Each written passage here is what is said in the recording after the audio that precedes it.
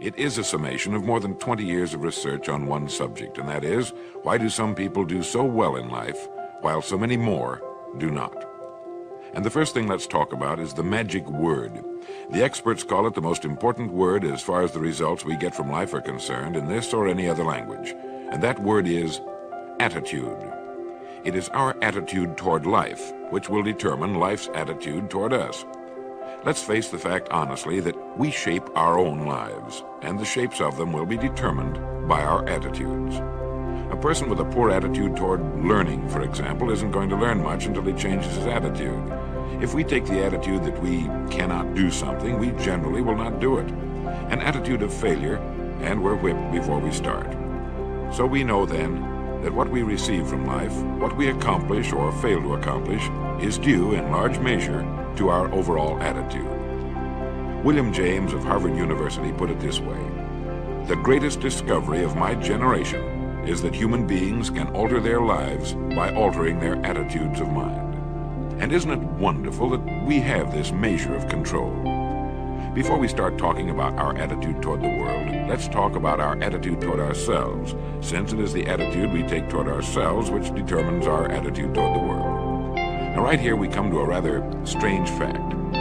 We're so familiar with ourselves, we tend to take ourselves for granted. We tend to minimize the things we can accomplish, the goals we can reach, and for some equally strange reason, believe others can accomplish things in our field which we cannot.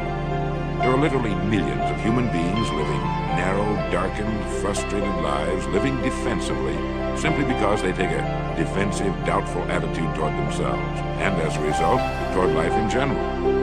Many people are suspicious of and oppose change. Yet change is the one thing in life on which we can absolutely count. People who stay young all the years of their lives not only welcome change, but see it for what it really is: new opportunity, new chances for further fulfillment. Attitude is a reflection, a result of a person's will. It is incalculably powerful. It can bring about marvelous results for us, but we need to train it patiently, day by day. Now let's talk about the attitudes of people who are successful. The top 5% of the people who go sailing through life from one success to another, and who, even when they fail at something, shrug it off and head right out again. No matter who the person is or what he does, men and women in sales, business executives, people in all the professions, wives and mothers, students, top people in the armed forces, public servants, men and women in the service of religion, working men and women in all fields of endeavor, wherever you find a person doing an outstanding job and getting outstanding results, you will find a person with the right kind of attitude. These people take the attitude toward themselves that they can accomplish what they set out to accomplish, that there's no good reason on earth why they can't be competent, successful. They have a healthy attitude toward themselves and, as a result, toward life and the things they want to accomplish. And because of this, they achieve some remarkable things, and they come to be called successful, outstanding, brilliant, lucky, and a lot of other things. They're quite frequently no more brilliant or outstanding than the majority of the people by whom they're surrounded. But they did develop the right attitude, and they found their accomplishments not too difficult, and many times surprisingly easy, simply because it seems that so few are really trying, really believe in themselves. Successful people come in all shapes and sizes and in widely varying degrees of intelligence, background, and so on. But they all have one thing in common. They expect more good out of life than bad. They expect to succeed more than they fail. If you want something worthwhile, take the attitude that there are a lot more reasons why you can have it than there are that you cannot, and set out to earn it. Go after it, work at it, ask for it, and 9 times out of 10, you'll get it. Our environment is really a mirror of our mental attitude. If we don't like our environment, we have to change our attitude first. Now, the world plays no favorites. It's impersonal. It doesn't care whether we change or not. Adopting a good, healthy attitude toward life doesn't affect the world and the people in it nearly as much as it affects us. It would be impossible to even estimate the number of jobs which have been lost, the number of promotions missed, the number of sales not made, the number of marriages ruined by poor attitudes. But you can number in the millions the jobs which are held but hated, the marriages which are tolerated but unhappy, all because of people who are waiting for the world and others to change toward them, instead of being big enough and wise enough to at least make a test which will prove beyond any shadow of a doubt where most or at least a big part of the trouble lies. Studies made of the lives of literally thousands of successful people have shown that they radiate confidence, assurance, they expect success, and they get success. You can spot these people by the way they walk, by the way they look and act. You can feel it about them when they enter a room. They may be short and fat, or tall and thin, or any combination in between, but they have about them the attitude of success.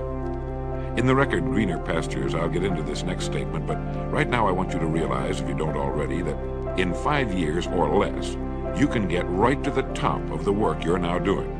I know this, but the important question here is, do you know this?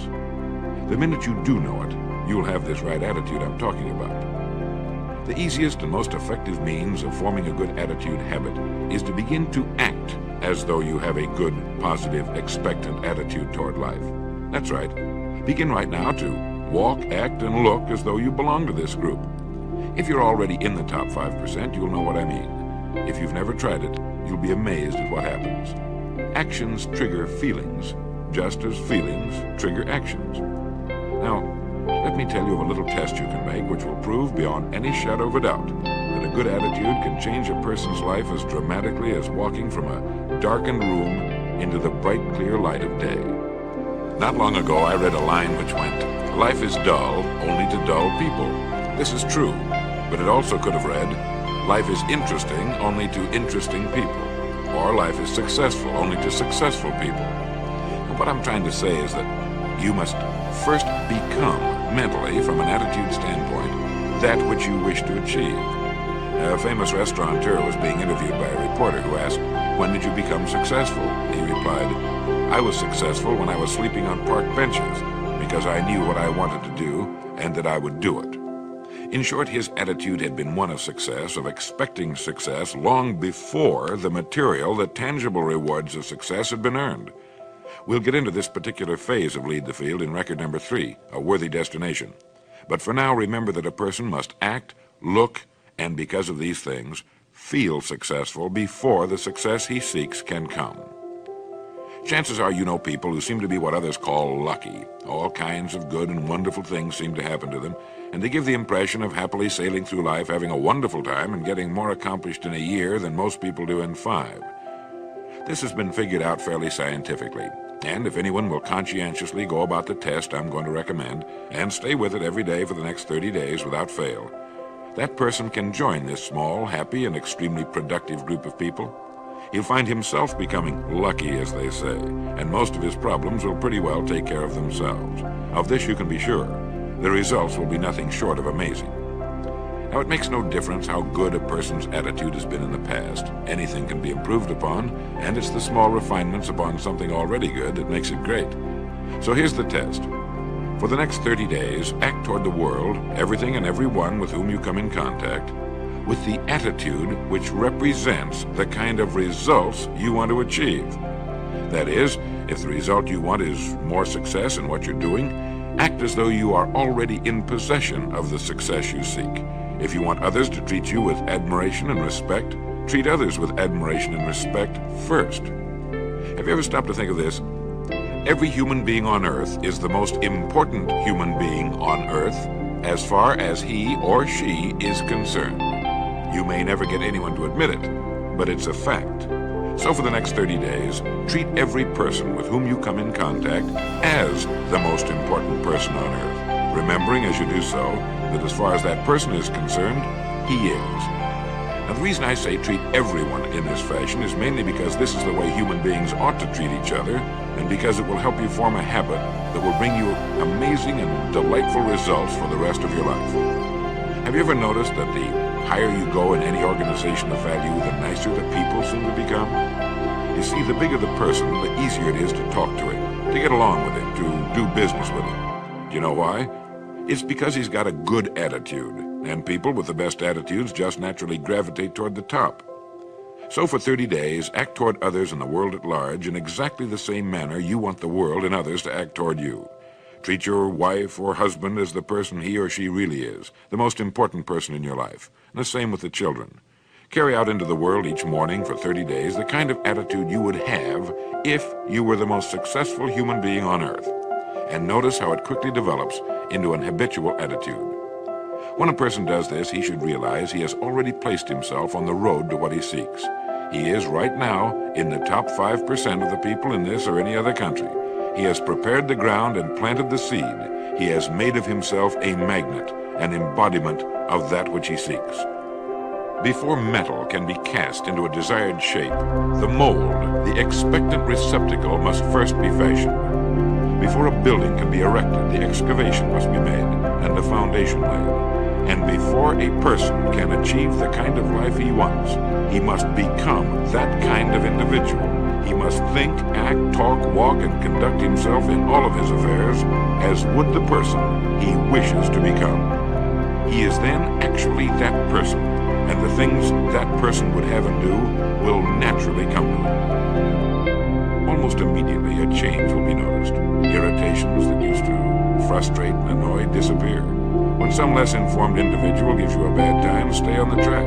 When someone cuts in front of you with his car or acts in any other manner that shows his ignorance and lack of courtesy, don't permit yourself to drop to his level. Pity him, for that's what he really deserves. That's the very group a person doesn't want to belong to. And if he acts like them, well, let's face it, he belongs with them. There's nothing in the world that men, women, and children want and need more than the feeling that they're important, that they're needed and respected. They will give their love, their affection, their respect, and their business to the person who fills this need. So the magic word is attitude. And in summing up, a few points to keep in mind. 1. It is our attitude at the beginning of a task which, more than anything else, will affect its successful outcome. 2. It is our attitude toward life which determines life's attitude toward us. 3. We are interdependent. It is impossible to succeed without others. And it is our attitude toward others which will determine their attitude toward us. 4. Before a person can achieve the kind of life he wants, he must become that kind of individual. He must think, act, talk, walk, and conduct himself in all of his affairs as would the person he wishes to become. 5. The higher you go in any organization of value, the better will be the attitude you'll find. 6. Your mind can hold only one thought at a time, and since there's nothing at all to be gained by being negative, be positive. 7. The deepest craving of human beings is to be needed, to feel important, to be appreciated. Give it to them, and they'll return it to you. 8. Look for the best in new ideas. As someone said, I've never met a person I couldn't learn something from. 9. Don't waste valuable time broadcasting personal problems. It probably won't help you. It cannot help others. 10. Don't talk about your health unless it's good. 11. Radiate the attitude of well-being, of confidence, of a person who knows where he's going. This will inspire those around you, and you'll find good things will begin happening to you. And 12, lastly, for the next 30 days, treat everyone with whom you come in contact as the most important person on earth. If you'll do this for 30 days, you'll do it for the rest of your life. In the next recording, I'll talk to you about greener pastures. But now in closing, remember the words of Walter Dill Scott of Northwestern University. Success or failure in any undertaking is caused more by the mental attitude even than by mental capacities.